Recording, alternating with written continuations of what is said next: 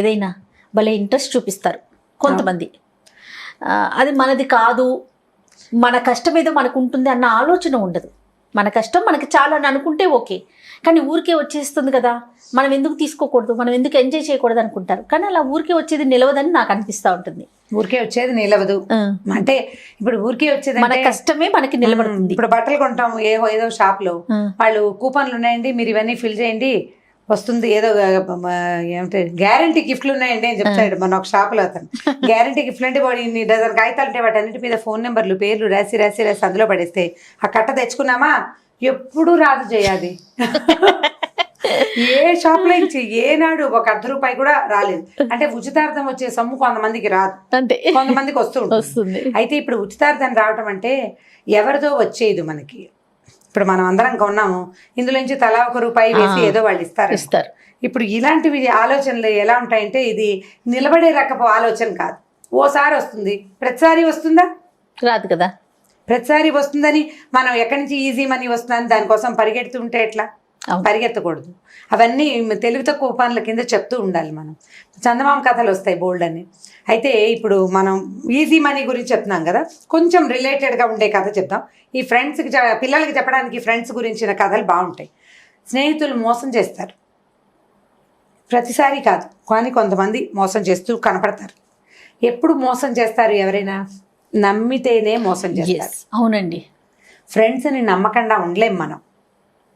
చాలామంది ఇంట్లో వాళ్ళని నమ్మరు, చుట్టాలని నమ్మరు, ఫ్రెండ్స్ని ఎంత విపరీతంగా నమ్ముతారంటే మనం ఎంత విపరీతమైన నమ్మకం ఉంటుందో అదే లెవెల్లో మోసపోయే అవకాశం కూడా ఉంటుంది. అంటే ఫ్రెండ్షిప్ చేసేటప్పుడు ఇలా ఉండకూడదు, అలా ఉండకూడదు, ఏదో ఫ్రెండ్ ఇన్ నీడ్ అనుకుని ఇలా బోల్డ్ అని చెప్తారు. ఫ్రెండ్ ఇన్ నీడ్, ఇండీడ్ వాడే ఫ్రెండ్ అనమాట. నీడ్లో నీకు ఫ్రెండ్గా ఉన్నప్పటికీ అవకాశం వస్తే వాడు ఫ్రెండ్గా ఉండడు, వాడి అవకాశం వాడు తీసుకుంటూ ఉంటాడు. అలాంటి కథలు మనం వింటూనే ఉంటాం. అంటే జాగ్రత్తగా ఉండాలి అంటే కొద్దిగా ఒళ్ళు తెలిసి ఉండమని చెప్పడం కోసం. ఒళ్ళు మర్చిపోయి ఉండద్దు, నిన్ను నువ్వు మర్చిపోయే ప్రయత్నం చేయకూడదు, నిన్ను నువ్వు జ్ఞాపకం పెట్టుకునే ప్రయత్నం చేస్తూ ఉండాలి. టీనేజ్ పిల్లలకి చెప్పాలి ఈ కథలు. అవునండి. చిన్న పిల్లలకి ఏముంది, చిట్టి పిల్లలకి అంత అక్కర్లేదు, పెద్దవాళ్ళకి చెప్పాలి. అయితే ఒక కథ చెప్దాం చూడు. ఇది ఒక సినిమా కథ కూడా అలా కూడా అనిపిస్తుంది, కొంచెం రిలేటెడ్గా అనిపిస్తుంది నాకు. కానీ చాలా మన పాత తెలుగు సినిమాల్లో మోసగారి స్నేహితులు, మోసపోయిన మంచివాళ్ళ కథల్లో బాగా కనపడుతుంటుంది. అయితే ఒక ఊళ్ళో ఒక శరభయ్య గారని ఒక ఆయన ఉన్నాడు. ఆయన దగ్గర చాలా డబ్బులు ఉండేవి. అంటే ముందు ఆస్తి వచ్చింది, పెద్దవాళ్ళ ఆస్తి ఆయనకి చాలా వచ్చింది. అయితే ఆయనకేం వ్యాపారాలు అవి రావు, ఏదో డబ్బులు జాగ్రత్త పెట్టుకుని కాస్త పొలం కొనుక్కొని అలా ఉండేవాడు. ఆయనకి స్నేహితులు ఉండేవాళ్ళు. 2-3 ఫ్రెండ్స్ అన్నారు, నీకు వ్యాపారం రాకపోతే ఏమిటో, నువ్వు పెట్టుబడి పెట్టు, మేము బిజినెస్ చేసి పెడతాం, మేము చేస్తాం కదా చక్కగా అని ఆయన నమ్మించారు. సరే ఏమైంది, నేనేం చేశాడు, అప్పుడు 1000 చొప్పున పాతకాలపు కథ కదా ఇది, మొత్తానికి ఒక ₹10,000, ఇప్పటి రోజుల్లో ఒక ₹10 లక్షలు అనుకోండి, పెట్టుబడి పెట్టాడు. పెట్టుబడి పెడితే బిజినెస్లో అది నష్టం వచ్చిందని, ఇది పోయిందని, అదని ఇదని. ఈయనకేం అర్థం కాదు, ఈయనకి బ్యాంకు వ్యవహారాలు రావు, ఎవరికైనా డబ్బిచ్చి ఓ వస్తువు కొని దాని లాభానికి అమ్మటం అవి అర్థం కావు, పొలము వ్యవసాయము ఇల్లు వాకిలి తప్పిస్తే ఆయనకేం రావు. వీళ్ళు ఏం చేశారు, 2 ఫ్రెండ్స్ చక్కగా ఈయనకి నున్న చేసి చెరుకు 5,000 దాచుకున్నారు. 5,000 తమ అకౌంట్లలో జమ చేసుకుని పెట్టుకున్నారు. డబ్బంతా పోయింది. బిజినెస్లో నష్టం వస్తుంది, లాభ నష్టాలను మనం చూసుకోవాలి కదా, ట్రై చేసాం రాలేదు అన్నారు. డబ్బులు ఈయనవు కదా, మిగిలిన వాళ్ళిద్దరూ కూల్గా ట్రై చేసామో యథాశక్తి పోయినాయి, ఏం చేస్తామో అంతా దైవాధీనం సర్వీసు అని కథలు చెప్పారు. ఇప్పుడు డబ్బులు మనవి కానప్పుడు మనం ఎన్ని కథలైనా చెప్తాం కదా. ఈ కథలు చెప్పేసరికల్లా ఏమైంది, ఈయన ఏమనుకున్నాడు, సరే ఊరుకున్నాడు. కానీ ఆయనకి లోపాయకారిగా వీళ్ళిద్దరి దగ్గర చెరో 5,000 డబ్బులు చేరినాయని తెలిసింది. వాళ్ళ దగ్గర డబ్బు లేదు మొదట, మనం ఇచ్చింది 10,000, చెరుకో 5,000 ఉన్నాయంటే గ్యారంటీగా ఆ డబ్బులు కదా. ఆయన కూడా ఆయన స్నేహితులతో మంచిగానే ఉన్నాడు, పోట్లాళ్ళ ఫ్రెండ్షిప్ కూడా వదిలిపెట్టల. కొంతకాలం ఇలా గడిచాక ఏమైంది, ఈయనకి ఏదో జబ్బు చేస్తే ఈయన ఏం చేశాడంటే ఒకరోజు ఫ్రెండ్స్లో ఒక ఆయన్ని పిలిచాడు దగ్గరికి. ఒరే నాయన, మా ఆవిడ ఒత్తిగా అమాయకురాలు, బిజినెస్లో డబ్బులు పోయినాయి అనుకో, ఏదో ఇల్లు ఒకటి మిగిలింది, పొలాలు పుట్రలు ఏవో ఖర్చు పెట్టేశాను, నా దగ్గర ఒక ₹16,000 ఉన్నాయి, 16,000ని నేను 1000 రూపాయలు 1000 నాణేలు ఒక్కొక్క కుండలో చొప్పున 16 కుండల్లో వేసి మా ఇంట్లో పాతిపెట్టాను. నా భార్యకి తెలివి తక్కువదు, అంతా డబ్బులు పాడు చేసుకుంటుంది. కాబట్టి జాగ్రత్తగా ఆమెకు తెలియకుండా అప్పుడో ముంత తవ్వి తీసుకునేలాగా ప్లానింగ్గా చెప్తూ నా భార్యని పిల్లల్ని కాస్త కాచి కాపాడాలి నాయన నువ్వు అని ఒక ఫ్రెండ్కి చెప్పాడు. అంటే 16 ముంతల్లో డబ్బు ఉంది. అది ఇంటికి 4 గదుల ఇంట్లో 4 మూలల నేలలో పాతిపెట్టి పడి ఉంది. 4 16 బాగుంది కదా. సరే, ఇంకో ఫ్రెండ్ని కూడా పిలిచి సేమ్ డిట్టో ఇవే వాక్యాలు నీకే చెప్తున్నాను, ఇంకెవరికి చెప్పట్లేదని ఇద్దరికీ చెప్పాడు. చెప్పి భార్యకి ఏం చెప్పాడంటే, అమ్మాయి నువ్వు చాలా కష్టంలో కనుక ఉంటే నా ఫ్రెండ్స్లో ఎవరో ఒకళ్ళని 10-25 రూపాయలు అడుగు, వాళ్ళు ఏమైనా ఇల్లు అవి కొనుక్కుంటామంటే మంచి రేటు చూసుకుని తెలివిగా అమ్ముకోవే అని చెప్పాడు. కొంతకాలానికి గతించాడు ఈయన. గతించిన తర్వాత ఏమైంది, ఒక 5-6 నెలలు ఏదో చుట్టాలు పక్కాలు చేసిన సహాయాలతోటి వీళ్ళు ఇల్లు వాకిలి నడిచిపోయినాయి. పొలం నుంచి ఏదో 10 రూపాయలు వచ్చేది. అప్పట్లో పొలాల నుంచి ఏం వచ్చేది, ఇప్పుడే ఏం రావట్లేదు. అప్పుడు అసలు వచ్చేది కాదు, ఏదో వచ్చేది కాస్త. వాళ్ళు తినడానికి వాటికి సరిపోయేది. ఒకరోజు ఈ ఇద్దరు ఫ్రెండ్స్లో ఒక ఆయనకి కబురు చేసింది ఈయన భార్య, శరభయ్య గారి భార్య, డబ్బులకు చాలా అవస్థగా ఉందండి, ఓ 25 రూపాయలు ఇవ్వండి అని. ఆయన చాలా కష్టాలు చెప్పి, అమ్మ నా దగ్గర మాత్రం డబ్బులు ఎక్కడివి, అయినా ఇంత కష్టంలో ఉన్నావు, పోనీ ఇల్లు అమ్మేయకూడదు, ఓ 1000 రూపాయలు వస్తాయి, 1000 రూపాయలు వస్తాయి, చక్కగా జాగ్రత్త పెట్టుకుని మెల్లిగా వాడుకుంటుంటే ఈ లోపల పిల్లాడు ఎక్కొస్తాడు, ఆ పాటికి ఆ డబ్బు సరిపోతుందమ్మా, పొలం మీద ఏదో 5-10 వస్తుంది కదా అని సలహా చెప్పాడు. సరే బాగుంది. ఈవిడేం చేసింది, అలాగేనండి మా అన్నదమ్ములతో ఆలోచించుకుని చెబుతానంది. మర్నాడు రెండో ఫ్రెండ్ వాకిట్లో కనపడితే, అయ్యా 25 రూపాయలు అడిగానండి, ఆయనేమో ఇల్లు కొనుక్కుంటానన్నారు 1000 రూపాయలకి, ఇల్లు ఇక 1000 రూపాయలకి అమ్మమన్నారు, అంటే 1000 రూపాయలకి అమ్ముతానంటే నేనే కొంటానన్నాడు ఈయన. మర్నాడు మళ్ళీ ఆయన వచ్చాడు, నువ్వు ఇల్లు మీ అన్నదమ్ములతో ఆలోచించుకున్నావా, ఇల్లు కనుక బేరం పెట్టదలుచుకుంటే నేనే కొంటాను. కాదండి నిన్న సాయంత్రం ఆయన వచ్చాడు, ఆయన 1000 రూపాయలు 1500 అయితే తనే కొంటానంటున్నాడంటే 1500కి వాడుకునేది ఏంటి, 2000కి నేను కొంటానన్నాడు. ఈవిడికి ఒక్క క్షణం అయ్యాక ఏమర్థమైందంటే వాళ్ళిద్దరికీ ఈ ఇల్లు కావాలి. పై బేరం పెరుగుతోంది, పందానికి పై పందే వేసినట్టుగా ఒకడు 1000 అంటే రెండోవాడు 1500, మూడోవాడు మళ్ళీ మొదటివాడు 2000, మళ్ళీ రెండోవాడు 2500కి పెంచుకుంటున్నారని. ఈవిడేం చేసింది, సరే అబ్బాయి కాదండి ఆయన అడిగారు నేను మాట్లాడాను కదా అంటే, కాదని కూడదని ఇద్దరు ఒకళ్ళ తర్వాత ఒకళ్ళు పెంచుకుంటూ పెంచారు. 3000 చిల్లర నా 3500 దాకా వచ్చాక వాళ్ళిద్దరు ఏంట్రా నీకెందుకురా ఇల్లు అని పోట్లాడుకున్నారు. ఇద్దరు పోట్లాడుకున్నాక ఒకళ్ళకి వెలిగింది, ఓహో 16 ముంతలున్న సంగతి వీడికి తెలుసనమాట అని రెండో వాడికి వెలిగిందనమాట. ఇద్దరు మొహంహాలు చూసుకుని నవ్వుకున్నారు. నవ్వుకుని ఎరా అదేనా ప్లాన్ అంటే అదే ప్లాన్, అయితే ఓ పని చేద్దాం, బేరం పెరిగిపోతుంది, 10,000 దాకా పెంచేసాం. ఓహో పెంచేశారు, అట్లా పెంచుకుంటూ పోయింది. 10,000కి ఏముంది, మన ఇద్దరి దగ్గర చెరుకో 5,000 ఉన్నాయి, చెరుకో 5,000 వేసేసామనుకో, అయినా కూడా 16,000 వస్తుంది మనకి. ఇప్పుడు ఈ డబ్బులు కూడా మనవి కాదు, వాళ్ళ డబ్బే వాళ్ళకి ఇచ్చేసి 16,000 కొట్టేస్తాం మనం. అప్పుడు చెరుకో 8,000 వస్తుంది. బాగుందిగా ప్లాన్ అని చెప్పి ఆవిడకి ఏం చెప్పారు, అమ్మ పత్రాలు తీసుకురా 10,000కి మేమిద్దరం కలిసే కొనుక్కుంటాం ఈ ఇల్లు అని చెప్పారు. చాలా బాగుంది. ఆవిడ ఏం చేసింది, సామాన్లు గీమాన్లు అన్నీ తీసుకుంది. మరి వాళ్ళ అన్నదమ్ముడు పక్క ఊరికి తరలించేసుకుంది. పొలాలు అవి బేరం పెట్టుకోలేదు, ఒక కౌలుదారిని ఎవరినో ఏర్పరచుకుని వీళ్ళు ఇచ్చిన డబ్బు తీసుకుని 10,000 తటాబుట్టా సర్దుకుని పుట్టింటికి వెళ్ళిపోయింది. ఆవిడ వెళ్ళిపోయేదాకా వెయిట్ చేసి వీళ్ళు ఏం చేస్తారు, పత్రాలను రాయించేసుకున్నారు కదా, ఈ 2 గదులు నీవి ఈ 2 గదులు నీవి అని పంచుకున్నారు. అక్కడి నుంచి తవ్వుడు మొదలు. ఏం తవ్వినా భూగృహాల కింద నుంచి బయటకు వస్తున్నాయి తప్ప ఎక్కడ ఒక కుండ లేదు, పెంకు లేదు. అందరూ అడిగారు ఊళ్ళో వాళ్ళు, ఇల్లు కొనుక్కున్నారు సరే తవ్వుకుంటారేంటండి, ఎందుకు తవ్వుతున్నారు అంటే సమాధానం లేదు. దగ్గరుండి తవ్వించాలి, ఎవడో ఒక పనివాడికి తవ్వరా అని చెప్పామనుకో వాడు పట్టుకుంటాడు కదా, స్వయంగా తవ్వుకోవాలి, దగ్గర కూర్చొని తవ్వించాలి. ఇక కొన్ని రోజుల పాటు తవ్వి పిచ్చెక్కిపోయింది వాళ్ళిద్దరికి. రూపాయి రాల. మీరు ముందు చేసిన బేరం మోసము ఎక్కడ కొట్టింది, చివరికి వాళ్ళ డబ్బు వాళ్ళకి వెనక్కి ఇప్పించింది, మీకు ఇల్లు దొరికినా ఏ ప్రయోజనము లేకుండా పోయింది.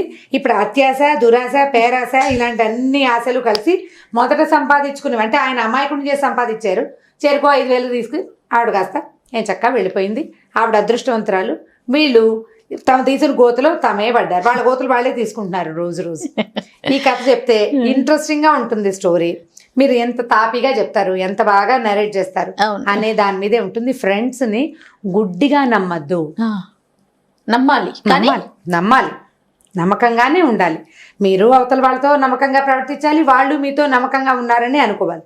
కానీ పిచ్చెక్కిపోకూడదు. గుడ్డి నమ్మకాలు పనికిరావు. గుడ్డి నమ్మకాలు అయితే ఎందుకు పనికిరాకుండా పోతాం, ఒక్కొక్కసారి ఇబ్బందుల్లో పడతాం. కాబట్టి ఫ్రెండ్స్ని ఓవర్గా ఫాలో అవ్వద్దని, వాళ్ళకి బ్యాడ్ హ్యాబిట్స్ ఉంటే వాడి బ్యాడ్ హ్యాబిట్ని నువ్వు అంటించుకోవద్దని చెప్తూ ఉండాలి పిల్లలకి. అందులో భాగంగా ఈ కథని మనం టీనేజ్ పిల్లలకు కూడా చెప్పచ్చు. రైట్, చాలా బాగుంది, ఇంట్రెస్టింగ్గా ఉంది మీరు అన్నట్లు. రైట్ రమగారు, ఇంకొక స్టోరీతో మళ్ళీ కలుద్దాం. ఓకే జయ. నమస్తే రమగారు. నమస్తే జయ. రమగారు, మనం ఒకటి అనుకుంటాం కానీ ఇంకోటి జరుగుతుంది. ఎట్లా అంటే చాలా డిమాండ్ ఉంది అనుకొని ఒక కోర్స్ ఏదో జాయిన్ అవుతాం, చాలా కష్టపడి అన్ని రకాల కష్టాలు పడి చదువుకుంటాం. తీరా చూస్తే దానికి డిమాండ్ తగ్గిపోతుంది, అంటే సరైన అవకాశాలు రావు. చాలా డిప్రెషన్లోకి వెళ్ళిపోతారండి. ఇంక ఇంతే అయిపోయింది, ఇంకా నేను ఎప్పుడు ఇంతేనా, నేను అంత దురదృష్టవంతున్నా, నేను ఎక్కడికి కాలు పెడితే అక్కడ ఇట్లాగే అయిపోతుంది, రకరకాలుగా మనమే అనేసుకుంటూ ఉంటాం. ఎట్లా బయటపడాలంటే ఎట్లా, ఇలాంటి సిచ్యువేషన్ ఎలా ఫేస్ చేయాలి? అంటే ఇది అందరికీ జరిగేది, ప్రపంచంలో ఇదే జరుగుతూ ఉంటుంది. ప్రతి విషయం కూడా అంతే.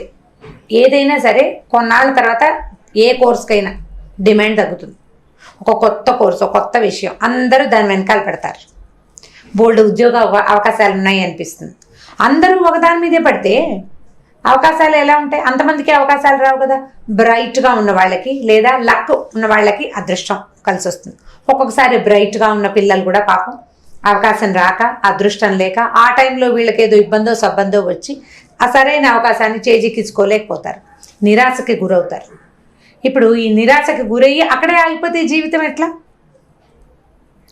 మళ్ళీ ముందుకెళ్ళాలి. మళ్ళీ ముందుకెళ్ళాలంటే ఇప్పుడు కాలం ఎప్పుడు ఒక తీరుగా ఉండదు, కాలాలు మారిపోతూ ఉంటాయి. మనం ఎండాకాలం బాబో ఎండ తట్టుకోలేకపోతున్నాం, ఈ ఎండ నుంచి ఎలాగా అని ఏప్రిల్ నుంచి మొదలుపెట్టి జూలై దాకా అమ్మో ఎంత బాధపడిపోతామో. జూన్ చివరికి వచ్చేసరికి పిచ్చి వేరేది, ఎండలు ఎప్పుడు పోతాయిరా దేవుడా అనిపిస్తుంది. చిటుక్కుని మాన్సూన్స్ అంటారు, వాన వచ్చేస్తుంది. ఇక వానలు పడి పడి పడి వినాయక చవితి పందిళ్ళల్లో కూడా వాన పడతాయి. దౌర్భాగ్యపు వానలు ఎప్పటికి పోతాయో, పడాల్సిన చోట పడవు, పందిళ్ళల్లో పడుతున్నాయని తిట్టుకుంటాం. ఎప్పుడు వాన పోయి చలి వచ్చేస్తుందో తెలియదు. చల్లగా చలి వచ్చేస్తుంది, అయ్యో వాన వస్తే ఒక దుక్కి వాన పడితే బాగుండని కోరుకుంటుంటాం. వానాకాలం పోతుంది, చలికాలం వచ్చేస్తుంది. చలికాలం ఒక 3-4 నెలలు, మధ్యలో పండగలు, కార్తీక మాసం, ఒక మార్గశిర మాసం, ధనుర్మాసం, సంక్రాంతి పండగ అయ్యేసరికి ఫిబ్రవరి సగబడి పడకుండానే సూర్యుడు తన ప్రతాపాన్ని చూపించడం మొదలు పెడతాడు. అక్కడి నుంచి మళ్ళీ స్టార్ట్. ఏదైనా నిలబడిందా? ఏదైనా నిలబడుతుందా? 6 ఋతువులు ఉన్నాయి. ఋతువులు నిలబడవు, కాలాలు నిలబడవు, ఏది నిలబడదు. ఎందుకు ఇవాళ ఈరోజు చాలా అత్యద్భుతంగా ఉంది, ఈ పూట మంది ఉంటుందా? కొన్ని గంటల్లో ఇది గతంగా మారిపోతుంది. ఎప్పుడు భవిష్యత్తు మీద ఆశతోటే వ్యక్తులు పనిచేయాలి. ఎందుకంటే ప్రతిసారి భవిష్యత్తు మనదే కావచ్చు. ఆ ఆశతోటి నువ్వు పనిచేస్తుంటే ఇది కాకపోతే ఇంకో దానికోసం, దీని తర్వాత ఇంకొకటి. ఈ కాలం మార్పు మీద ఒక చిన్న పిటకథ చెప్తాను చూడండి. ఒక రాజ్యంలోనట బాగా ఎక్కువ చెట్లు, మొక్కలు, అడవులు ఉన్నాయి. బాగా ఇప్పట్లాగా లేదనమాట, కొంచెం సస్యశ్యామలంగా ఉండేది ఆ ప్రాంతం. అయితే రాజుగారికి 4 అబ్బాయిలు ఉన్నారు. అయితే ఈ రాజుగారి పెద్ద అబ్బాయి ఎవరో ఒక సైనికుడి దగ్గర నుంచి ఇది మనకు సమీపంలో ఉన్న అడవిలో ఎర్ర పువ్వుల చెట్టు చాలా అద్భుతంగా ఉంటుందని, కెంపుల్ లాంటి పువ్వులు పూస్తాయని, ఆ పువ్వులు చూడని వాడి జన్మ, వాడి కళ్ళు వృధా అని విన్నాడు. వాటిని దానంత సౌందర్యవంతమైన చెట్టు, దానంత అందమైన పువ్వు ఇంకొకటి లేదని చెప్పాడు సైనికుడు. ఎర్రపువ్వుల చెట్టు చూస్తే అదృష్టం కలిసి వస్తుందని ప్రజా నమ్మకం కూడా. అయితే ఈ రాజుగారి అబ్బాయి నేను ఆ అడవికి వెళ్ళి ఎర్రపువ్వుల చెట్టు చూసొస్తానని వాళ్ళ నాన్నని అడిగాడు. కెంపులు విచ్చినట్టుగా ఉంటాయట ఆ మొగ్గలు విచ్చితే. చెప్పేసరికల్లా వాళ్ళ నాన్న అన్నాడు సరే నీ ఇష్టం అన్నాడు. రాజుగారి అబ్బాయి అడవిలోకి వెళ్ళాలంటే, అడవి కొంచెం దుర్గమంగా ఉంటుంది, ఒక రథం తయారు చేయించారు ప్రత్యేకంగా. ఆ రథం తోలుకుంటూ ఈ అబ్బాయి వెళ్ళాడు. ఓ సైనికుడు కూడా ఉన్నాడులే, కొంతమంది ఒకళ్ళిద్దరు తోడుంటారు, ఒక్కడే వెళ్ళి ఉండడు, ఓ 3-4 వెళ్ళారు. వెళ్ళాక బాగా డీప్ లోపల అడవిలోకి వెళ్ళిన తర్వాత ఒక నల్లటి చెట్టును చూపించి సైనికుడు అన్నాడు, ఇదే ప్రభు ఎర్రపూల చెట్టు అన్నాడు. అది మోడు నల్లగా దుక్కలాగా ఉంది, దానికి ఎక్కడా పువ్వు కాయ ఏమీ లేవు, ఒట్టి మోడుగా ఉంది. ఇదేం చెట్టు రా అన్నాడు. ఇదే ప్రభు చెట్టు అన్నాడు. తనకి చాలా ఇష్టం. ఇదేమిటి, ఇదే దీనికి పూస్తాయి ఆ పువ్వులు? పువ్వులు పూస్తే మాత్రం ఇంత దుకలాగా ఇంత నల్లగా ఇలా పిచ్చిగా ఉన్న చెట్టు, పైగా ఎండకి ఎండిపోయి అంత నెర్రెలు విచ్చినట్టుగా ఉన్న ఈ చెట్టు అందమేమిటి, దీని గురించి వాడెవడో చెప్పటం ఏమిటి, నేను రావటం ఏమిటి, ఈ రథం కూడా తయారు చేయించుకున్నాను, పని పట్టలేనట్టని చిచి అని వెనకొచ్చేసాడు. కొద్ది రోజులు పోయాక ఆ సైనికుడు వంతుల వారీగా చిన్నరాజు గారి దగ్గరకు వచ్చాడు. రెండో కుర్రాడు విన్నాడు. విని ఆ చెట్టును చూసొద్దామని వెళ్ళాడు. వెళ్ళేసరికల్లా అప్పుడే చిగురు పెడుతున్న నల్లటి మొద్దు లాంటి చెట్టు కనపడింది అతనికి.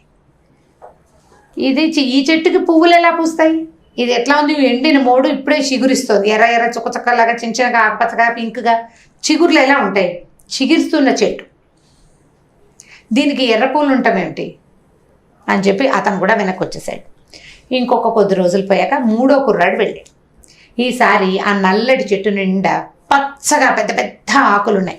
ఆకుపచ్చటి చెట్టు, అది నల్ల చెట్టు కాదు, ఆకుపచ్చగా ఉన్నాయి. ఈ ఆకుపచ్చటి ఆకులు ఉండే చెట్టుకి ఎర్ర పువ్వులు ఎట్లా పూస్తాయి? ఆకులు చూస్తే ఇంతంత పెద్ద పెద్ద ఆకులు, దీనికి పువ్వులు పూసే రకంగా కూడా లేదు, ఏదో మొద్దు. బహుశా దీన్ని కట్ చేసుకుంటే ఏదైనా చెరుకుకి, వంట చెరుకు ఏదైనా బాధలకి వాటికి ఉపయోగపడుతుందేమో. దుకలా ఉంది చెట్టు. పువ్వులు పూయాలంటే ఒక నాజుకుతనం ఉండద్దు చెట్టులో. దీనికి ఏది, ఆకులు చూస్తే ఇంతంత ఉన్నాయి, చీచి అని మూడో అబ్బాయి కూడా వచ్చేసాడు. ఇంకా కొన్నాళ్ళు బాగా గడిచాక ఆఖరి అబ్బాయి కూడా కొంచెం ఉత్సాహవంతుడు. అతను ఓ 3-4 స్నేహితులతో కలిసి వెళ్ళాడు. ఇతను వెళ్ళేసరికి ఆ చెట్టు నిండా ముదురు గులాబీ రంగులో, కెంపుకి దగ్గర రంగులో విరగబూసేసిన ఎర్ర పువ్వులు కనపడ్డాయి. ఇక సంతోషం పట్టలేకపోయాడు. ఆకుపచ్చటి చెట్టు, దాని నిండా ఎర్రటి పువ్వులు, మొగ్గలు, పువ్వులు, అసలు ఎంత కళ్ళకి ఇంపుగా ఉందంటే కన్ను ఆ చెట్టు మీద నుంచి బయటికి రాలేదట. సాయంకాలం చీకటి పడేదాకా ఆ చెట్టు దగ్గరే గడిపాడు అతను. ఇంటికి వచ్చాక రాత్రి భోజనాలకి చాలా ఉత్సాహంగా అందరితో కలిసిపడి, నేను వాళ్ళ ఎర్ర మొగ్గలు పువ్వులు పూసే చెట్టును చూశాను, ఎంత బాగుందో అన్నాడు. అయితే వాళ్ళ నాన్న అన్నాడు, నేను చూశాను, ఒట్టి మొద్దురా, అక్కడ ఏమీ లేదన్నాడు. రెండో వాడు చిగురుంది అంతేగాని దానికి పువ్వులు లేవన్నాడు. మూడో అతను ఆకుపచ్చ చెట్టు రాది, మొగ్గలు ఉంటావేంటి, నువ్వు ఎట్లా చూసావు? ఒకళ్ళలో ఒకళ్ళు బాధించుకున్నారు. కుర్రాడు అన్నాడు, నేను వెళ్ళాను, నాతో పాటు 4 సైనికులు వచ్చారు, మీరు ఎవరినైనా చూడండి, వాళ్ళ కళ్ళల్లో కూడా ఆ ఎరుపు కనబడుతుంది, ఇంకా కంట్లో నుంచి నాకు ఆ ఎరుపు పోలేదంటాడు. మూడో వాడు అంటాడు, పచ్చదనం పోలేదు, చాలా గ్రీన్గా ఉంది, పెద్ద పెద్ద ఆకులు అంటున్నాడు మూడోవాడు. అసలు ఆకా పువ్వా, దాని మొహం దానికి ఏముందిరా, ఒట్టించ ముద్దల్లే ఉంది, ఏమీ లేదు, అంతా నెర్రలు విచ్చిపోయి పగుళ్ళు విచ్చి పెద్ద చెట్టు, వేస్ట్ చెట్టు అంటున్నాడు 4వ పెద్ద అబ్బాయి. వీళ్ళు మాట్లాడుకుంటుంటే భోజనం చేస్తున్న వాళ్ళ నాన్న చెప్పాడు, నాయన ఈ 4 ఒకటే చెట్టురా, కాలాలని బట్టి చెట్ల స్వరూపం ఉంటుంది, జీవితం కూడా అంతే. మోడుగా ఉన్నది జీవితం చిగురిస్తుంది, తర్వాత ఆకులేస్తుంది, చివరి దశ ఏంటి, పువ్వు పూయటమే, మళ్ళీ రిపీట్ అవుతుంది. కొంతకాలం పోయాక పువ్వులు రాలిపోతాయి, ఆకులు రాలిపోతాయి, చెట్టు మోడైపోతుంది. మోడు మళ్ళీ చిగురుస్తుంది, ఆకులు పెడుతుంది, తర్వాత మొగ్గలేసి పువ్వులు విడుస్తుంది. సహజంగా జరిగేది, కాలం మారటం అంత సహజంగా జరుగుతుంది. నువ్వు తొలి దశలోనే దీన్ని చూసి అయ్యో ఇక్కడ ఏమీ లేదు అని నిరాశపడ్డావా, నువ్వు చివరి దశ అయినటువంటి ఆ ఎర్ర పువ్వుల సౌందర్యాన్ని ఆస్వాదించలేవు. మొదటి దశ నుంచి తర్వాత దశకు వెళ్ళటానికి ఒక సమయం ఉంటుంది, ఆ సమయాన్ని నువ్వు ఖచ్చితంగా పాటించాలి, దాని వెనకాల వెయిట్ చేయాలి. దానికోసం నీ సమయం వచ్చేదాకా నువ్వు ఓపికగా వెయిట్ చేయాలి. చీ అని వెనక్కి వచ్చేస్తే, చీ అని పారిపోతే, ఇక్కడ ఏమీ లేదని నిరాశవాదంలో కుంగిపోతే నువ్వు తర్వాత వచ్చే దశ కోసం వెయిట్ చేయాలి కదా మనిషి. తర్వాత దశ కోసం ఎవడైతే వేచి ఉంటాడో వాడు అద్భుతమైన ఫలితాలను అందుకుంటాడు. ఇప్పుడు మనం సత్యనాదేళ్ల గురించి వింటాం.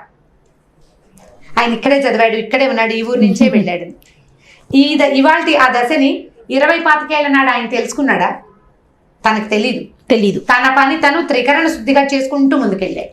ఇప్పుడు అక్కడ ఉన్నాడు, చెప్పుకుంటున్నాం మనం. పోనీ వాళ్ళ అమ్మా నాన్నకి తెలుసా మా వాడు రేపొద్దున అక్కడెక్కడికో వెళ్తాడని? ఇవాళ ఒలింపిక్స్లో సాధించే చిన్న చిన్న పిల్లలు కూడా పథకాలు సాధించేస్తున్నారు. వాడికి తెలియదు.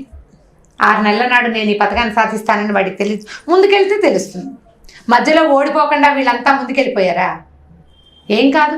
జీవితంలో ఎన్నో రకాల ముళ్ళబాటలు మన నడిచేటప్పుడు పువ్వులు, ముళ్ళు, ఆకులు బోల్డని వస్తాయి. మధ్యలో అడ్డంకులు, గోతులు, మనకు తెలుసుకొని మనం చేసే పొరపాట్లు కొన్ని, తెలియక తప్పటడుగులు వేసే కొన్ని, అన్నీ దాటుకుంటూ ముందుకెళ్తే అద్భుతమైన ఫలితాలను ప్రతి మనిషి తీసుకోగలుగుతాడు. ఎవరి లెవెల్ ఆఫ్ థింగ్స్, మన జీవితాన్ని బట్టి, మన అవకాశాలను బట్టి, మనం చదువుని బట్టి. ఇప్పుడు నువ్వు మామూలుగా చదివి నువ్వు ఎక్కడికో వెళ్ళాలంటే అవ్వదు. పోనీ మామూలుగా చదివినా నీ దగ్గర అత్యద్భుతమైన క్రియ ఏదైనా అద్భుతమైన విషయం ఉంటే అవకాశం సాధించగలుగుతాం. అవకాశం వస్తుంది. ప్రతి వాడికి అవకాశం వచ్చి తీరుతుంది. మనం ఓపికగా వేచి ఉండాలి అండ్ పని చేయాలి, కష్టపడాలి. దానికోసం వేచి ఉండాలి. ఊరికే నేను ఇంట్లో కూర్చొని వేచి చూస్తానంటే ఎలా వస్తుంది? నేను ఒకనాడు కింగ్ అవుతానని కూర్చుంటే రాదు. దానికి ప్రయత్నం చేసుకుంటూ ముందుకెళ్తే ఖచ్చితంగా ప్రతివాడు 3 దశ నుంచి చిగిర్చి పువ్వులు పూసే దశ వరకు ఖచ్చితంగా వెళ్ళగలుగుతారు. ఓపిగ్గా కాలంతో పాటు ప్రయాణం చేయగలగాలి. కథ కంచికి మనం ఇంటికి. బాగుంది రమ్మగారు. నమస్తే. నమస్తే జయ. నమస్తే రమ్మగారు. నమస్తే జయ. రమ్మగారు, చిన్నపిల్లలకి సంబంధించి కొంతమంది పిల్లలు ఏమనుకుంటారంటే నేనే తెలివిగల వాళ్ళని, నాకున్న తెలివితేటలు చాలా ఎక్కువ, నన్ను మించి ఇంకెవరు లేరు అనుకుంటారు. పెద్దవాళ్ళు కూడా అనుకుంటారు. చిన్నపిల్లలు కాబట్టి తొందరగా అడగలుగుతున్నాం. కానీ తాడిని తన్నేవాడు ఉంటే వాడి తలదన్నేవాడు ఉన్నారు అంటారు. పిల్లలకి మనం ఎలా తెలియచేయాలి? ఈ యాటిట్యూడ్ అనేది కరెక్ట్ కాదు. పెరిగి పెద్ద అయిన తర్వాత నాకు ఎన్ని తెలివితేటలు, నన్ను మించి ఇంకొక స్టెప్ ఇంకొకరు ఉంటారు కదా. అదే తెలివితేటలు ఎవరి సొత్తు కాదు. అవును. కానీ పిల్లలకి చిన్నప్పటి నుంచే చెప్పాలి. ఇప్పుడు మీరు అన్నట్టు పెద్దవాళ్ళకు ఉండాలి ఆ యాటిట్యూడ్, అది పిల్లలకి అలవడుతుంది. దీనికి సంబంధించి ఏదైనా కథ రూపంలో చెప్పండి రమ్మగారు. అంటే మనం చాలా చెప్పాము ఇలాంటి కథలు. పంచతంత్రంలో మంచి ఇంట్రెస్టింగ్గా ఉంటాయి.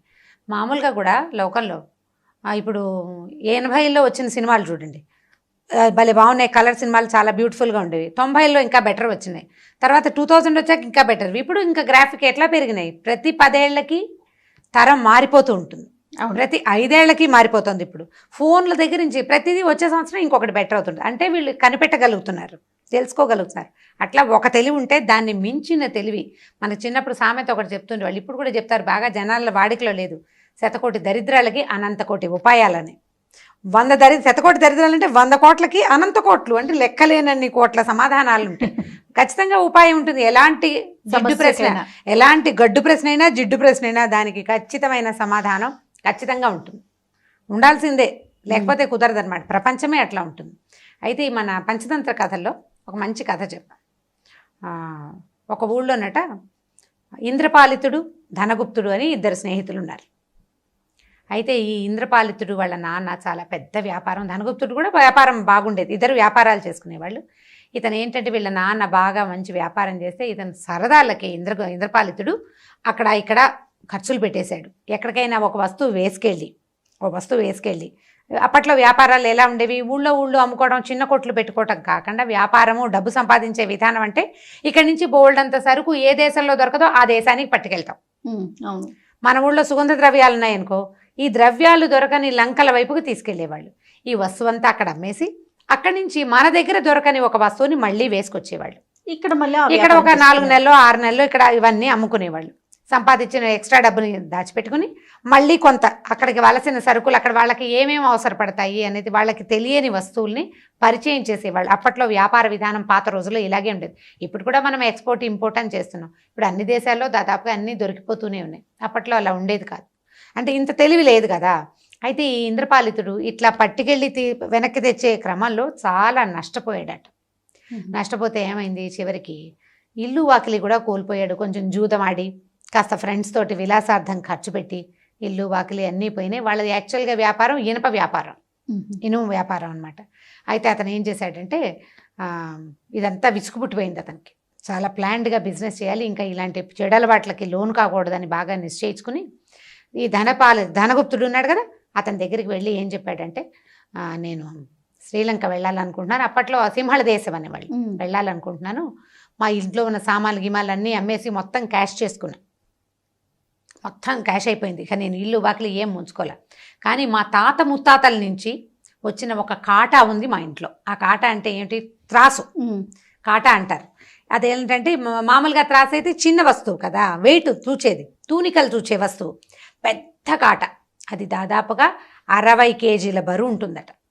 పెద్ద ఇనప కాట ఉంది, అచ్చొచ్చిన కాట. మా తాత ముత్తాత దాంతోటి వ్యాపారం చేశారు. ఇనుము తూచాలంటే పెద్ద కాటాలు కావాలి కదా, 100 అంటే 100 కేజీల పైన తూచాలి ఒకటేసారి, అంత పెద్దదనమాట, బరువైనది.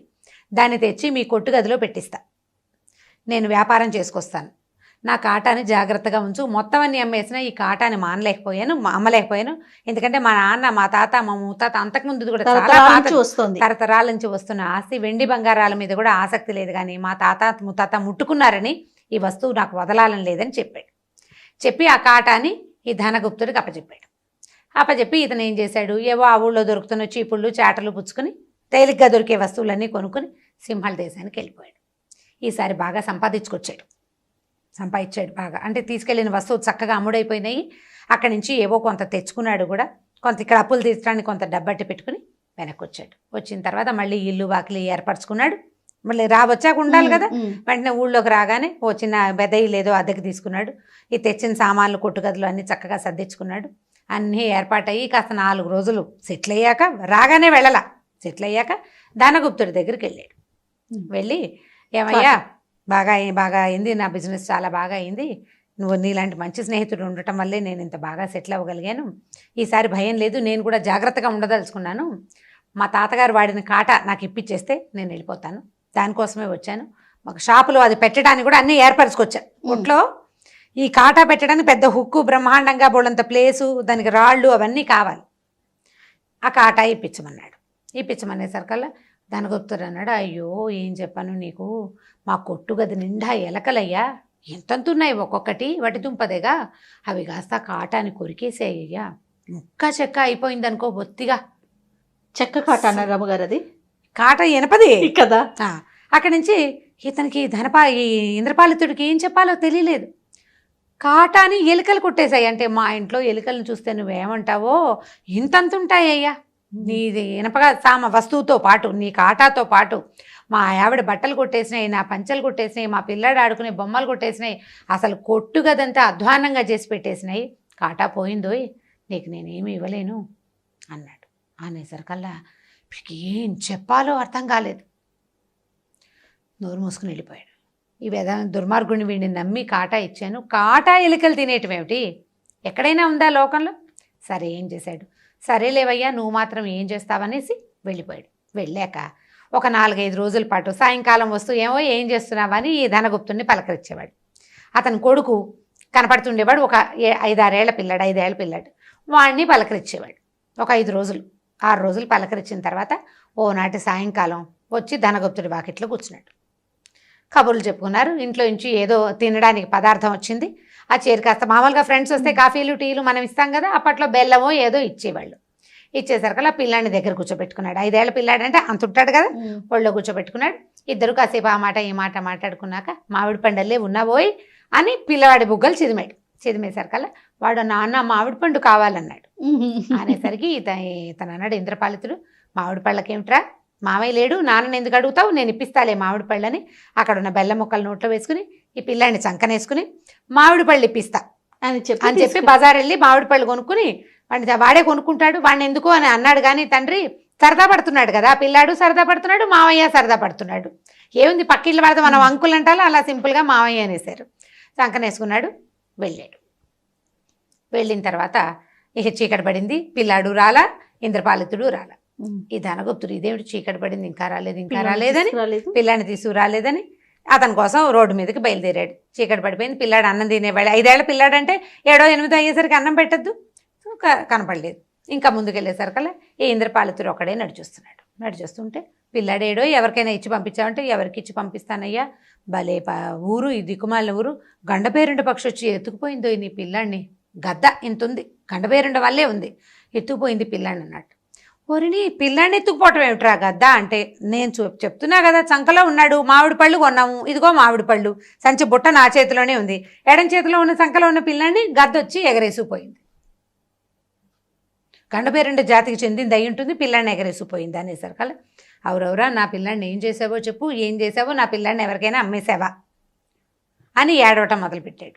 చుట్టుపక్కల జనం అంతా చేరారు. న్యాయాధికారి దగ్గర పదండి, అని తీసుకుపోయారు. తీసుకెళ్లేసరికల్లా న్యాయాధికారి అడిగాడు, ఏమిటి నువ్వు చెప్పే మాటకు అర్థం ఉందా? ఎక్కడైనా ఉందా?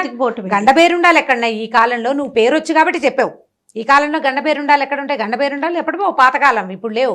గద్దలు ఉంటాయి. గద్ద ఎట్లా ఎత్తుకుపోతుంది పిల్లాడిని? గద్ద ఎత్తుకుపోవటం ఏంటి? పిల్లాడిని ఎవరికో అమ్మేశావు, లేదా వాడిని నీతో ఉంచుకునే ఉద్దేశంలో ఎక్కడైనా దాచిపెట్టుంటావు. ఆ పిల్లాడిని దాచేసి ధనగుప్తుడి దగ్గర డబ్బులు కొట్టేయడానికి నువ్వు ఎత్తేసావు. నిజం చెప్పు అని న్యాయాధికారి చాలా గట్టిగా ప్రశ్నించాడు. అన్నాడు, కాదు ప్రభు, ఈ ఊరే అలాంటిది. బ్రహ్మాండమైన 60 కేజీల బరువుండే, కేజీలు అనకూడదు, మణుగులు అంటారట, 60 మణుగులుండే కాటాన్ని ఎలుకలు తినేసాయి ప్రభు. ఈ ఊళ్ళో ఎలుకలు తినేసినాయి. పిల్లాడనగా ఎంత? 5 కిలోల 5 పిల్లాడు ఎంత ఉంటాడు? మహా అయితే ఓ 22 కిలోలు ఉంటాడు, 23 అంతేనా? ఇంత పిల్లాడు ఎంత ఉంటాడు? వీడిని ఎందుకు ఎత్తుకుపోవు?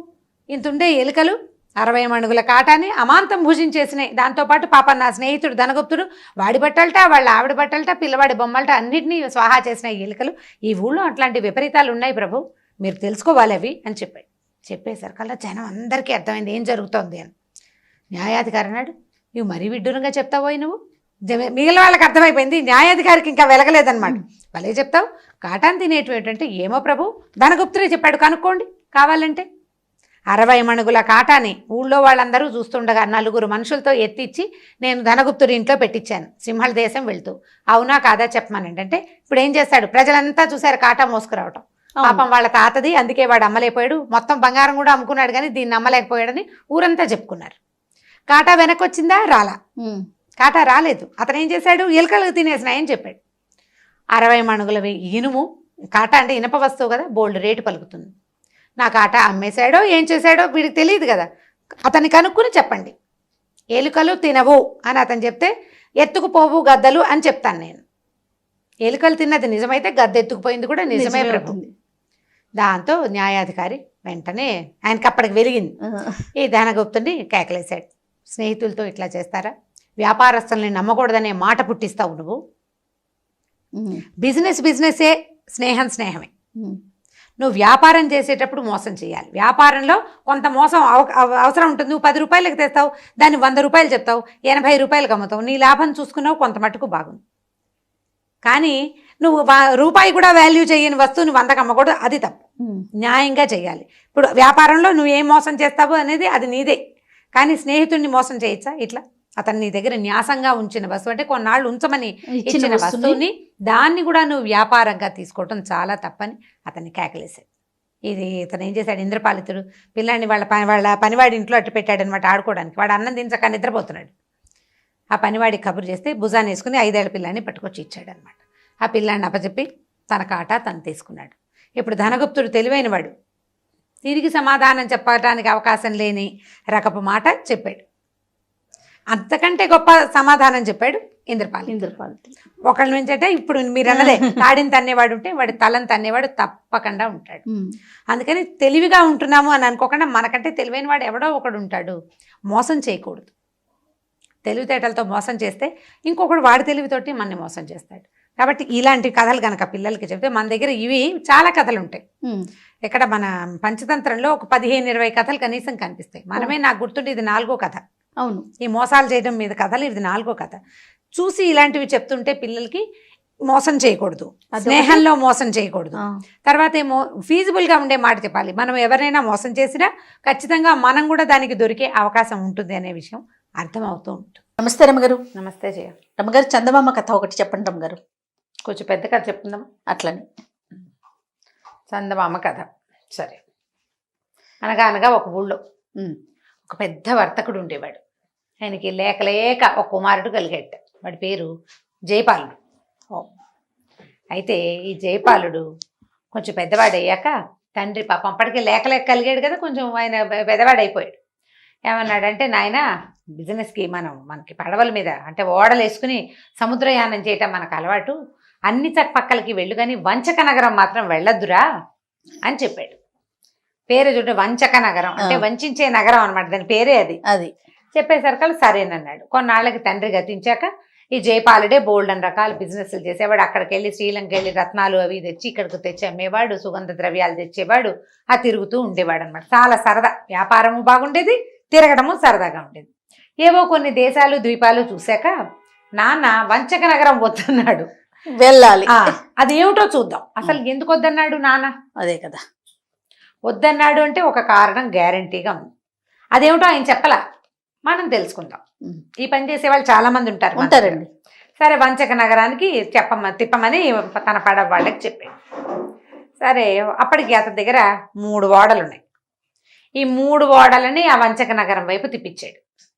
తిప్పించిన తర్వాత సరే, ఈ ఓడలో కళాశీలు వాళ్ళు వీళ్ళు ఉంటారు కదా, వాళ్ళందరూ మేము ఊళ్ళోకి రాము, ఈ వంచక నగరం అంటే మాకు భయం, మరి మేము లంగరేసుకుని ఉన్నాం కదా, మేమందరం ఇక్కడే విశ్రాంతి తీసుకుని దొరికినవి తిని ప్రశాంతంగా ఉండి, వాళ్ళ దగ్గర ఆల్రెడీ ఫుడ్ గిడ్డ అన్నీ ఉంటాయి.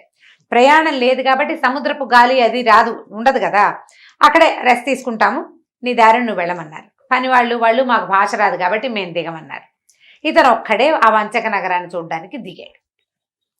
సరే, దిగి ఆ నడుచుకుంటూ వెళ్తున్నాడు. ధనుసు బాణము ఉన్నాయి, మామూలుగా ప్రయాణాల్లో పెట్టుకుంటారు కదా, అవి వెళ్తూ ఉంటే దూరంగా ఒక కొంగ బలిగా ఉంది కనపడింది. సరే, ఏం చేశాడు, అటు ఇటు చూసి బాణం తీసి దాన్ని కుట్టాడు. ఏమనుకున్నాడని చేత్తో పుచ్చుకెళ్తే పడవలోకి వెళ్ళాక కాల్పించుకుని తినచ్చు సరదాగా. కొత్త రకం కొంగ, మన ఊళ్ళల్లో దొరకదు, సముద్రపు కొంగ. కొట్టేసరికి అది డామని పడింది. వీడు పోయి దాన్ని తెచ్చుకుందాం అనుకున్నాడు.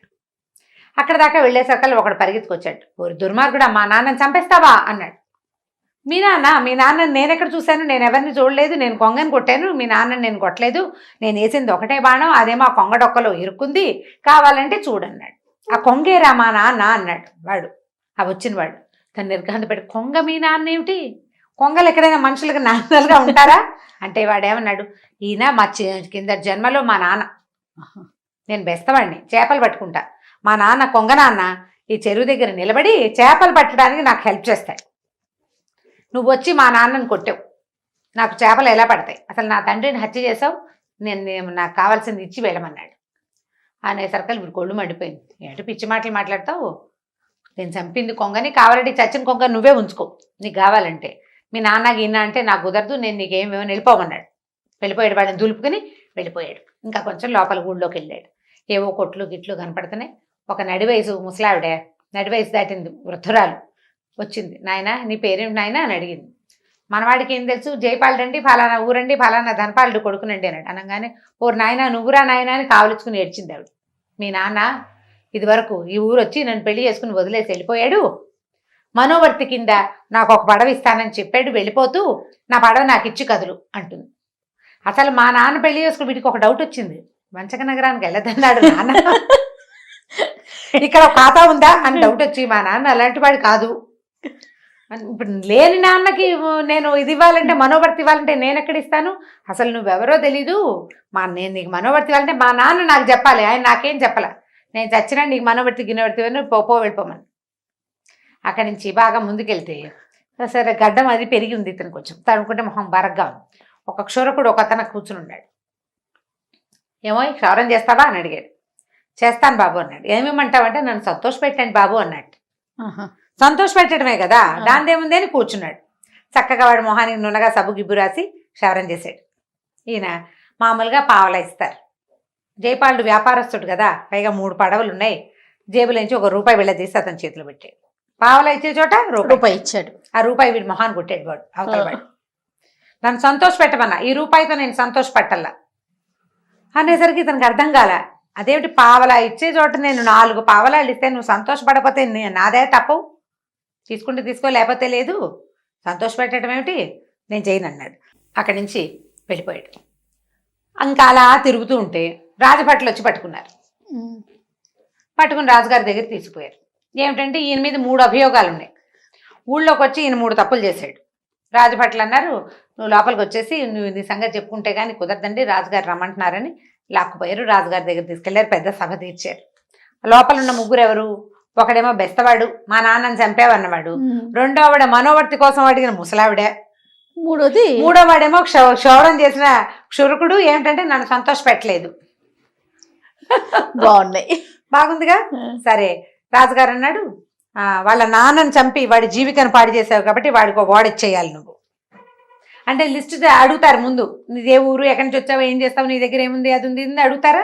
అడిగినప్పుడు వీడు మొత్తం నా దగ్గర 3 పడవలున్నాయి, రంగరేసి అక్కడ పెట్టొచ్చాను అన్నాడు. చెప్పంగానే ఓ పడవ వాడి నాన్నని పోగొట్టి వాడి జీవికని పోగొట్టినందుకు ఒక పడవ వాడికి ఇచ్చేయి. ఓకే. ఓకే, మనోవర్తి కింద మీ నాన్న ఇవ్వాలి కదా ఈ ముసలావిడికి, ఆవిడికి ఓ పడవ ఇచ్చే. ఓకే, బాగుంది. ఇప్పుడు మూడో వాడిని ఏంటంటే సంతోష పెట్టాలి. వాడు సంతోషపడతావు. దేంతో సంతోషపడతావు అంటే ఒక పడవ ఇస్తే సంతోషపడతాను బాబు అన్నాడు. వీడిని సంతోష పెడతానని నువ్వు ఒప్పుకున్నావు కాబట్టి నీ దగ్గర మూడో పడవ ఉంది కాబట్టి అది వీడికి ఇచ్చే. బాగుంది. 3 పడవలు ఇచ్చేశారు. ఈ లోపల ఏమైంది, జయపాలుడికి అర్థం కాదు. నాన్న వద్దన్నాడు, బుద్ధి తక్కువై వచ్చాను నేను అని ఆలోచిస్తుంటే రాజుగారి అబ్బాయి ఒక 10 ఏళ్ళ వాడు ఏదో బంతి ఆడుకుంటూ వచ్చేసరికి జయపాలుడు చక్కగా తయారై బాగున్నాడు కదా. వీడి మెడలో ఇంత చక్కగా వజ్రాల హారం ఒకటి ఉంది. ఈ వజ్రాల హారం తీసి రాజుగారి అబ్బాయి మెడలో వేసాడు. 3 పడవలు పోయినాయి కదా. పోయినా సరే అయినా సరే వీడు ఎక్కడా తగ్గడనమాట. అదే వేయంగానే రాజుగారు సంతోషంగా ఆనందంగా పెట్టాడు. మీ ఊళ్ళో దొరుకుతాయి నాయన ఈ వజ్రాలు అంటే, అవునండి మీరు సంతోషించారన్నాడు. ఎందుకు సంతోషించండి, చాలా సంతోషించాను. అబ్బాయి మెడలో నెక్లెస్ చాలా అందంగా ఉంది, ఇలాంటివి ఏమైనా దొరికితే ఇంకో 2-3 కొందామనిపిస్తుంది, మా చిన్న అబ్బాయి కూడా వేయచ్చు అన్నాడు రాజు. అలాగేనండి, రాజుగారి అబ్బాయికి మెడలో రత్నాహారం వేసినందుకు సంతోషించని వాళ్ళు ఎవరైనా ఉన్నారా సభలో అంటే సభికులందరూ శబాష్ అన్నారు. వజ్రాల హారం ఎంతో బాగుంది, పనితనం మన ఊళ్ళల్లో చెయ్యరు, మనకు అసలు ఈ రాళ్ళు దొరకవు, పిల్లలు చక్కగా బొద్దుగా గుణగుణలాడుతూ బాగున్నాడు. వాడి మెడలో వత్తు వేసేసరికి కళ వచ్చింది, రాజకళ. రాజుగారి అబ్బాయి కళకళలాడితే ఊరందరికీ సంతోషం కదా, ఎందుకంటే వాడే ఫ్యూచర్ రాజు. అందరూ శబాష్ అన్నారు, సంతోషపడ్డారు. కాబట్టి ఇప్పుడు వీడిని నేను కొత్తగా సంతోష పెట్టాల్సిన అవసరం ఏముంది? ఆల్రెడీ సంతోషించాడు ఎవరు? క్షురకుడు. రాజుగారి అబ్బాయి మెడలో వేసిన గొలుసు వల్ల క్షురకుడు కూడా సంతోషించాడు. కాబట్టి వీడికి నేను పడవ ఇవ్వక్కర్లేదు. ఏమంటారు ప్రభు అని రాజుని అడిగాడు. రాజు అవును నిజమేనన్నాడు. బాగుంది. అక్కడి నుంచి ముసలావిడ సంగతి. మా నాన్న మనోవర్తి ఇవ్వాలి, మా నాన్న పోయాడు, ఈవిని మోసం చేశాడు. కానీ మా ఊళ్ళల్లో సతీ సహగమనం ఉంది. మా నాన్న మరణించినప్పుడు మా అమ్మ కూడా సహగమనం చేసింది. కాబట్టి ఈ అమ్మగారిని మా నాన్న కోసం సహగమనం చేయమని, ఆయన ఎప్పుడో చచ్చిపోయాడు అనుకో, ఎప్పుడో దహనం చేసాం, ఆయన కోసం చితిమంటల్లో దూకితే ఆ పడవని అమ్మి దాని డబ్బుల్ని ఈవిడ వారసుల సంతానం ఇంకో పెళ్లి చేసుకునే ఉందో లేదో వాళ్ళ చుట్టాలకు ఇస్తాను మొత్తం డబ్బులు. సహగమనం చేస్తే అప్పుడు మా నాన్న ఆస్తి ఈవిడికి తక్కుతుంది. మా అమ్మ సహగమనం చేసింది, ఆస్తి అంతా నాకు వచ్చింది అనేసరికి నేను చచ్చిన చావనందిట ముసలావిడ. ఇక నువ్వు చావనంటే నీకు డబ్బు ఎందుకు వస్తుంది? మనోవర్తి ఎప్పుడు వస్తుంది? నువ్వు సహగమనం చేస్తే వస్తుంది. నువ్వు భర్తతో కలిసి ఉండాలి, సహజీవనమైనా ఉండాలి, సహగమనమైనా ఉండాలి. మొగుడుతో లేవు, ఆయన పోయాడు, నువ్వు గమనం చెయ్యి, నీకు డబ్బు ఇచ్చేస్తా, నేను చచ్చిన చావనని అనేసరికి రాజన్నాడు, అయితే నీకెందుకు డబ్బు, నీకు అక్కర్లేదు, అబ్బాయి ఇవ్వడం క్యాన్సిల్. రెండో పడవ కూడా క్యాన్సిల్ అయిపోయింది. ఇప్పుడు మూడో వాడు ఉన్నాడు, బెస్తవాడు. అప్పుడు ఏం చెప్పాడంటే, కాదండి మా నాన్న చనిపోయిన సంగతి మీకు ఇప్పుడే కదా చెప్పాను ప్రభు, ఇప్పుడు సహగమనం చేయమంటే ఈ అమ్మగారు వద్దంటాను. మా నాన్న అండి చచ్చిపోయాక నేను చాలా లేక పుట్టాను, ఈ పడవల వ్యాపారంలో కూడా మా నాన్న చాలా సహాయం చేస్తాడు. ఆయన చేపగా పుట్టి ఈ సముద్రయానంలో నేను ఏ దిక్కుకెళ్లాలో మా నాన్నే చెప్తాడండి నాకు ఎప్పుడూను. అలాంటి మా నాన్నని కొంగగా పుట్టిన వీడి నాన్న తినడానికి చూస్తున్నాడు. నేనేం చేయను? మా నాన్నని రక్షించుకోవడానికి కొంగని చంపాలా వద్దా మీరు చెప్పండి అన్నాడు. సభికులందరూ అదేమిటది నిజమే కదా, మీ నాన్న మీద కాపాడాలి కదా. మా నాన్నని, మా చేప రూపంలో ఉన్న నాన్నని కొంగ రూపంలో ఉన్న వీడి నాన్న చంపైపోయాడు, అంచేత నేను కొంగని చంపేశా అనేసరికి రాజుగారు చెల్లు ఇంకేముంది అన్నాడు. చెల్లాక ఇప్పుడు ఏమైంది? 3 పడవలు ఎవరి దగ్గర ఉన్నాయి? జయపాలుడి దగ్గర. ఇంకేం ఇవ్వక్కర్ల. కాబట్టి వీళ్ళెవరికి నేనేమి ఇవ్వక్కర్లేదు ప్రభు, నమస్కారం, వెళ్ళొస్తాను. రత్నాల హారం అబ్బాయి మెడలో బాగుంది, బతికి బాగుండి నేను మళ్ళీ ఈ ఊరు వస్తే ఇలాంటి రత్నాల హారం ఇంకోటి చేయించి మీ చిన్న అబ్బాయి కూడా తీసుకొస్తానండి అన్నాడు. అనగానే రాజుగారు శభాష్ చాలా బాగా చెప్పాడు, జయపాలుడు చాలా గొప్పవాడు, ఒరే ఎవరైనా గుర్రాలు వేసుకుని తీసుకెళ్ళి సముద్రంలో ఆయన పడవల దగ్గర దింపిరండి అన్నాడు. సరే 2 గుర్రాలు పూంచి ఒక రథం ఎక్కించి ఈయన్ని సగౌరవంగా తీసుకెళ్లి సముద్రంలో వదిలిపెట్టారు. ఆ జయపాలుడు బతుకు జీవుడా, ఇంకెప్పుడు ఈ ఊరు రాకూడదు, మా నాన్న సరిగ్గానే చెప్పాడు, ఏదో ఐడియా తట్టింది కాబట్టి బతికి బయటపడ్డాం, లేకపోతే 3 పడవలు వీళ్ళ పాల చేసి వాడు అక్కడే పడి ఉండేవాడు, అంతే, ఇంటికెట్టా వెళ్తాడు, దేం పెట్టి వెళ్తాడు అని అనుకుని ఇంకా ఎప్పటికీ వంచక నగరం వచ్చే ఆలోచన చేయకుండా పడవలు వేసుకుని ఇంటికి వెళ్ళిపోయాడు. కథకంచికి మనం ఇంటికి. పేర్లు చూడండి రమ్మగారు, వంచక నగరం అంట బాగా పెట్టారు కదా, చాలా బాగుందండి. కిరమ్మ గారు నమస్తే. నమస్తే.